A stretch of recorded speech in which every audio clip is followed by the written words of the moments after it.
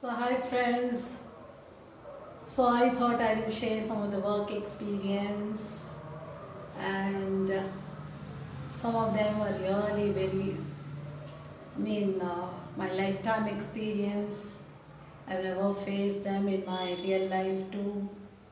So this was for the first MNC job where I was working. I still remember, I think I've spoke about it earlier. I had an American boss. So that was when we were actually expanding our team size. So we grew from 9-member team to 125-member team. I still remember we used to have musical chairs. People were waiting to get up and the other person will come and sit. So that was kind of the growth we were able to do in just few months.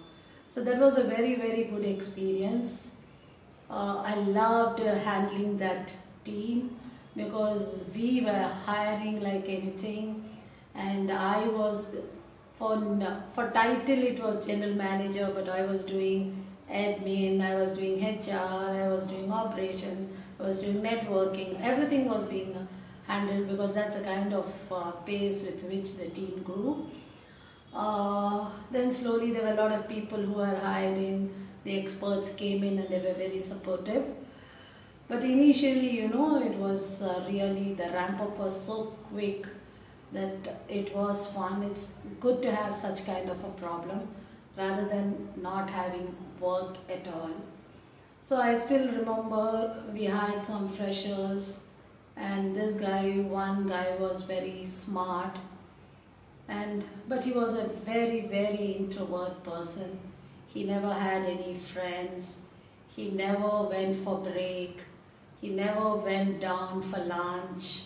He was all by himself, and he was just college pass out. And every time I could see him, he would be sitting in his desktop doing work. And he has never taken leave, he has never asked for permissions, he's never come late. So he was person to be watched. So I was observing him, I had my cubicle in such a way that I have access to all my team members and I can actually look at them. So one day what happened after a few months, probably it should be 7 or 8 months, he came and he asked me leave. He actually came from other small town and was staying here in Chennai. So he came and asked for leave. He said he needs about 2 days leave. And I was like shocked. So I asked him, any specific reason? He said, no, I just want to take a break. I want just 2 days leave and I'll be back. So, okay, I just gave him because I was happy that he wants to go home. So he went back home and he came back. But he extended his leave by 2 days and he came back. After coming back, I just noticed him. He was completely lost and he was as though he was missing something. His work had problems. He was not able to concentrate on his work. So I was just thinking, what's wrong? Because a guy who was doing an extremely excellent job, why he is facing this kind of a situation?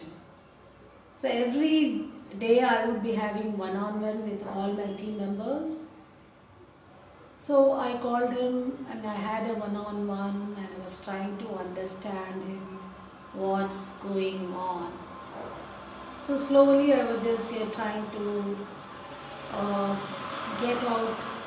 I was asking him questions and I was trying to ensure that he comes out with whatever was bothering him. And you will not believe that was the biggest surprise in my life. Slowly he started telling me that he was in love with somebody, and the conversation started because this guy had a craze for bike, and that girl was from a two-wheeler company who was trying to offer him a loan to get a two-wheeler. So that's how the conversation has started. And for her, it was like any other sales call or any other person. But for him, it was the only person or his life. That's what he thought, at least he thought so. So, and then slowly it grew into a love story, and this guy was chasing her. And as I said, it was not the same from her side. So, she was actually behaving different. So, this guy, during his leave, he has gone to meet her and he wanted to check with her that if she wanted to marry him. But that girl, as I told, she wasn't so serious. And I also think that was not the right age to even get married. So she wasn't so, she was actually reluctant, and they decided to go to Munnar. Okay, so he thought that he can convince her. So they had gone to Munnar. But that was funny with that girl because she was not prepared to marry him. But how come did she go to Munnar with him was a big question mark. Okay, so they both had gone, and this was a story he was actually telling me in one-on-one. And slowly I knew that he's going to give me some kind of a shock because I have observed him earlier. He's not that kind of a person. He's a very, very, very introvert person. He cannot be friendly with anybody for that matter. So I was just thinking, is he going to give me a shock of my life? And that's what happened.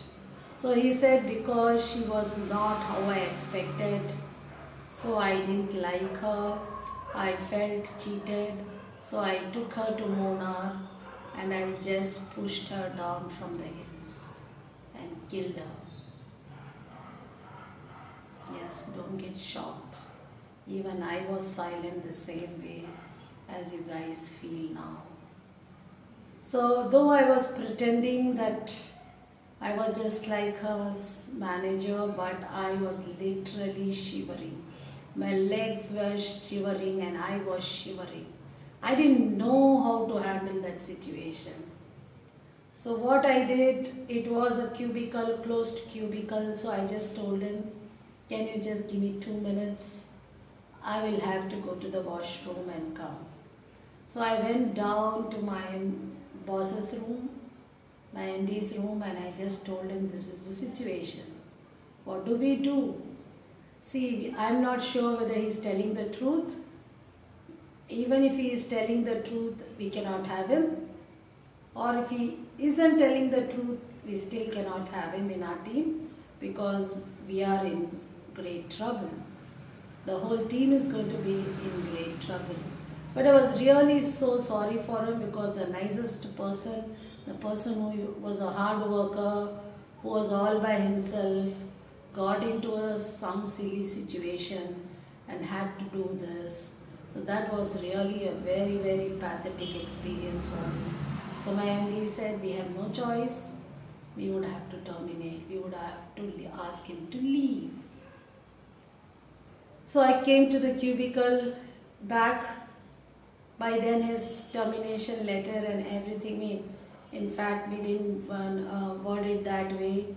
We just worded as though he has resigned and we asked him to leave the campus immediately.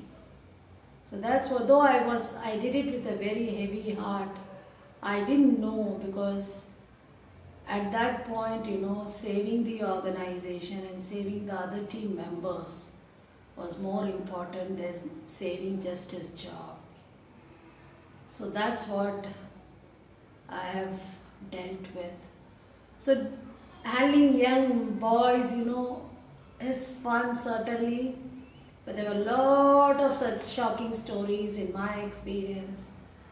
And you never know how mechanical engineering boys, they think or they deal life with. But this is what happens to small town boys. They unnecessarily build their expectations and then they can't deal with that. failures. So that's why, I will tell you, please don't teach your children only to get marks. Teach them how to accept failure. Just because a girl said no to him, he wasn't able to take it. So that was really a pathetic story. But as I said, I do not know what kind of parents he had, but he was able to get away with that situation.